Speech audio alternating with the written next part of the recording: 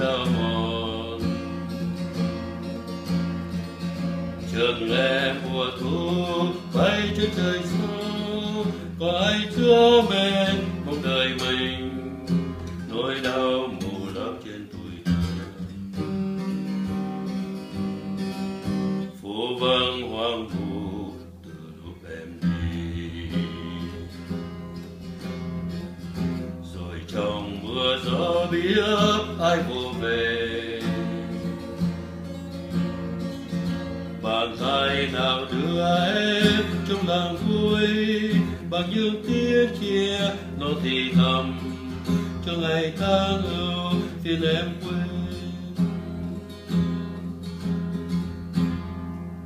Tình trong cơn mù mê rồi phai che hàng mi, chợt khi mình nhớ về mong thấy mây bay đi, còn gì trên đôi tay nên thầm hờn dối mình cho tình càng thêm say. Tiếng hát ru em còn một trên môi, lời nào gian dối cũng xin qua rồi, để lỡ ngày sau khi ta cần nhau, còn một chúa em của ngày đầu cho mình nhớ theo thầm tên nhau.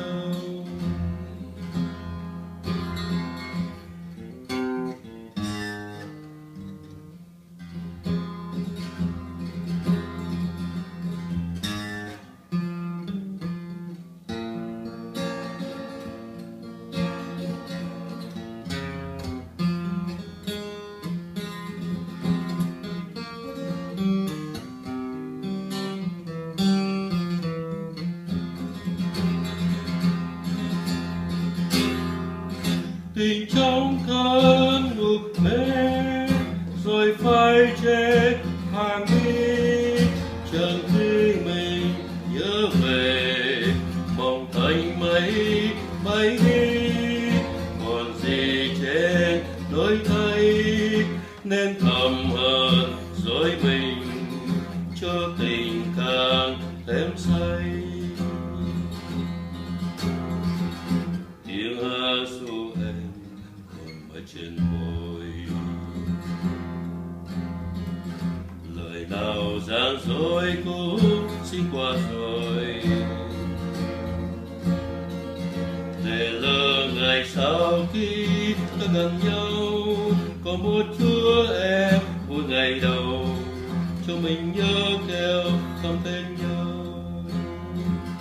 Để lỡ ngày sau khi ta cần nhau, có một chúa em của ngày đầu cho mình nhớ kêu thầm tên